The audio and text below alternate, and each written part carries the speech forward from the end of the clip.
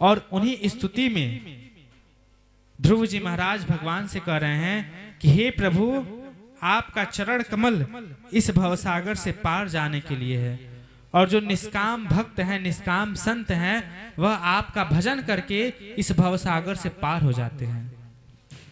परंतु कुछ कुछ साकाम भक्त होते हैं, हमारे और आपके जैसे कुछ साकाम भक्त होते हैं जो भगवान का भजन तो करते हैं परंतु भगवान से कुछ याचना भी करते हैं कि हे भगवान हमें ये चाहिए, हे भगवान हमें वो चाहिए, तो भगवान से कुछ याचना करते हैं। तो ध्रुव जी महाराज कह रहे हैं कि हे प्रभु, जैसे कोई गाय अभी नई नई ब्याई हो तो उसका जो बछड़ा होता है वह बहुत छोटा होता है, तो वह अपने बछड़े को दूध पिलाती है और जंगली पशु पक्षियों से बचाती भी है। जो जंगली हिंसक पशु हैं उनसे रक्षा भी करती है और दूध भी पिलाती है। तो इसी प्रकार भगवान साकाम भक्तों के मनोकामना को पूरा भी करते हैं और भव सागर से उसकी रक्षा भी करते हैं। बात समझ में आई? बात समझ में आई? जिस प्रकार गाय अपने बछड़े को दूध पिलाती है और हिंसक पशुओं से उसकी रक्षा करती है, उसी प्रकार हम सब जो साकाम जीव हैं भगवान के दरबार में जब जाते हैं तो उनसे अनेक प्रकार की कामना लेकर के जाते हैं कि भगवान हमें ये चाहिए, भगवान हमें वो चाहिए, ये चाहिए, वो चाहिए।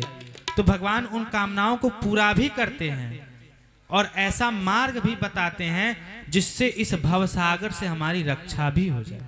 यानी कामनाओं को भी पूरा करते हैं और ऐसा भगवान चिंतन करते हैं कि ये भले ही साकाम भक्त है परंतु आया तो सही मेरे शरण में, और जब आया तो भगवान कोई न कोई ऐसा उपाय जरूर लगा देते हैं जिससे उस भक्त का भवसागर से उद्धार हो जाता है।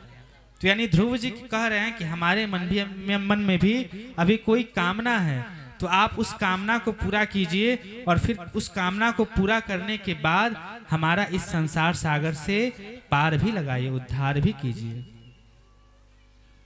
और भगवान जब यह हृदय की बात जाने तो भगवान बोले, देखो मैं तुम्हें वह लोक प्रदान कर रहा हूं, वह ध्रुव लोक प्रदान कर रहा हूं जिसके चारों तरफ सारे तारे, सारे नक्षत्र घूमते रहते हैं। किस प्रकार?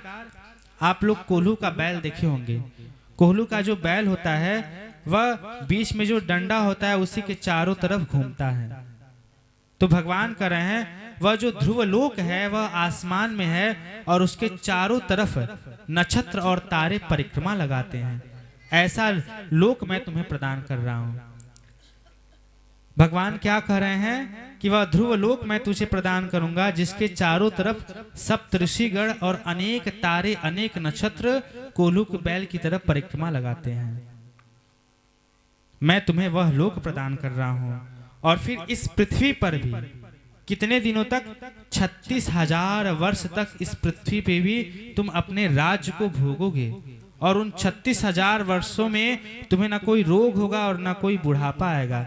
तुम 36,000 वर्ष तक युवा रहोगे और इस पृथ्वी के लोक को भोग करके फिर उस ध्रुव पद को तुम प्राप्त करोगे।